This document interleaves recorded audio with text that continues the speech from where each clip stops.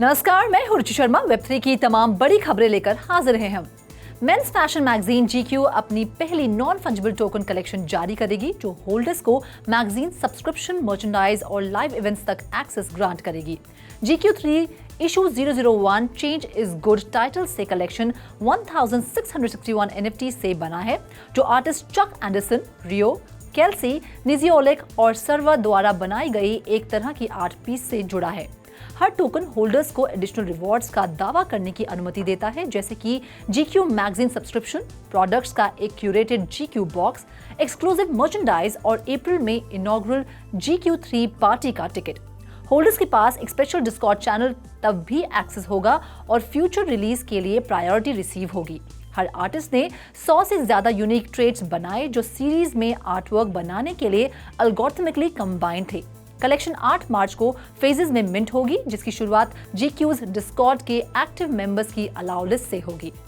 बढ़ते हैं अगली खबर की ओर। प्रमुख NFT मार्केट प्लेस के बीच आखिरकार खुला युद्ध छिड़ गया है। बुधवार को अपस्टार्ट NFT मार्केटप्लेस ब्लर ने घोषणा की कि ये किसी भी कलेक्शन के लिए फुल क्रिएटर रॉयल्टीज लागू करेगा, जो प्रमुख NFT ट्रेडिंग प्लेटफॉर्म OpenSea पर ट्रेडिंग को रोकता है। ब्लर, जिसे पिछले अक्टूबर में लॉन्च किया गया था, जो पूरी तरह क्रिएटर रॉयल्टी सेटिंग का सम्मान नहीं करता है। इसका मतलब है कि प्लेटफॉर्म फी लागू नहीं करता है, जो NFT क्रिएटर्स नियमित रूप से अपने कार्यों की सेकेंडरी सेल्स पर रिक्वेस्ट करते हैं। करंटली प्लेटफॉर्म सिर्फ 0.5% मिनिमम क्रिएटर रॉयल्टी लागू करता है, जिसमें ट्रेडर्स के लिए अधिक भुगतान करने का विकल्प होता है। ब्लर ने आज घोषणा की कि हालांकि ये किसी भी NFT प्रोजेक्ट क्रिएटर द्वारा रिक्वेस्टेड किसी भी रॉयल्टी फी को लागू करेगा, जब तक कि क्रिएटर OpenSea पर अपनी कलेक्शन के ट्रेडिंग को ब्लॉक कर देता है। एक ब्लॉग पोस्ट में ब्लर के नेतृत्व ने इस पॉलिसी चेंज को पूरी तरह से डिफेंसिव सर्वाइवल टैक्टिक के रूप में तैयार किया, जिसे OpenSea की अपनी नॉन कम्पिटिटिव प्रैक्टिसेस द्वारा मजबूर किया गया था। बाकी अहम खबरों के लिए करते हैं विशाखा का रुख।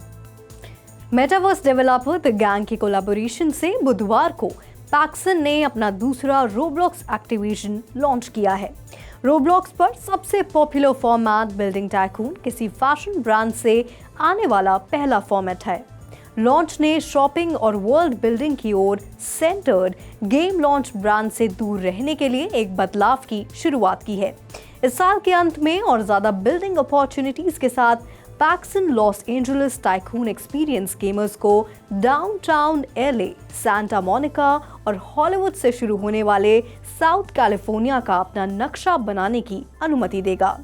एक बार जब हर रीजन एक यूजर द्वारा पूरा कर लिया जाता है, तो स्पेसिफिक जोन में पैक्सन स्टोर का एक डेडिकेटेड पीस एक प्राइस को रिप्रेजेंट करते हुए अनलॉक हो जाएगा। यूजर्स तक स्टोर तक पहुंच प्राप्त करते हैं और फिर कम्युनिटी क्रिएटेड मर्चेंडाइज खरीदने में सक्षम होते हैं। अब बढ़ते हैं अगली खबर की ओर।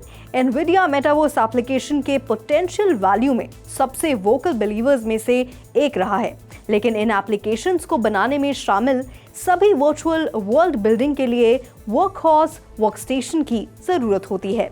इसे ध्यान में रखते हुए एनविडिया और इंटेल कुछ बाजारों में कॉम्पिटिटर्स और कभी कभार दूसरों में पार्टनर्स ने नए वर्कस्टेशन प्रोसेसर आर्किटेक्चर्स लॉन्च करने के लिए टीम बनाई है, जो पिछले महीने लॉन्च किए गए इंटेल के लेटेस्ट Xeon प्रोसेसर्स की W सीरीज की नियोजित करते हैं, जो Nvidia RTX 6000 ADA generation GPUs और Nvidia connect axis smart NICs के साथ काम कर रहे हैं। W सीरीज में W3400 एक्सपर्ट वर्कस्टेशन प्रोसेसर और W2400 main stream workstation processor शामिल हैं। प्रोसेसर की नई W सीरीज बड़े पैमाने पर प्रोजेक्ट्स के साथ AI augmented workflows, extended reality application समेत कुछ और प्रोजेक्ट्स को संबोधित करती हैं, जिसमें सिंगल सॉकेट में 56 कोर्स तक का परफॉर्मेंस होता है और एक रीडिजाइन किया गया मेमोरी कंट्रोलर और बड़ा L3 cache previous generation Xeon W processors की तुलना में 28% ज़्यादा सिंगल थ्रेडेड और 120% अधिक मल्टी थ्रेडेड परफॉर्मेंस होता है। Over to you Sandeep. Decentralized finance protocol mango markets के कथित एक्सप्लॉइटर एवराम एसेनबर्ग अपनी तथाकथित हाईली प्रॉफिटेबल ट्रेडिंग स्ट्रैटेजी से हासिल हुए क्रिप्टो के अपने हिस्से को बनाए रखने की मांग कर रहे हैं। 15 फरवरी को एसनबर्ग के वकीलों ने मैंगो के एक मुकदमे पर आपत्ति जताते हुए न्यूयॉर्क डिस्ट्रिक्ट कोर्ट में एक प्रस्ताव दायर किया, जिसमें एसनबर्ग के अक्टूबर के अटैक के समय से हर्जाने के साथ साथ इंटरेस्ट में $47 मिलियन की मांग की गई थी, जबकि प्रोटोकॉल से लगभग $117 मिलियन की निकाले गए थे। वकीलों ने तर्क दिया कि मैंगो डीएओ के साथ सेटलमेंट एग्रीमेंट के कारण एसनबर्ग को डीफाई प्लेटफॉर्म को और ज्यादा फंड्स वापस करने की जरूरत नहीं है। उन्होंने तर्क में कहा कि मामला सुलझा लिया गया था। मैंगो डीएओ द्वारा अपने खजाने की निकासी के बाद एक गवर्नेंस प्रपोजल पास किया गया था, जिसमें देखा गया था कि एसनबर्ग ने बग बाउंटी के रूप में चुराए गए फंड्स का $47 मिलियन का एक हिस्सा इस शर्त के साथ रखा था कि मैंगो कानूनी कार्रवाई को फॉलो नहीं करेगा। तो आज के लिए बस इतना ही। इसी Web3 से जुड़ी सभी खबरों को लेकर हम आपसे फिर मिलेंगे। तब तक के लिए देखते रहिए 3.0 TV।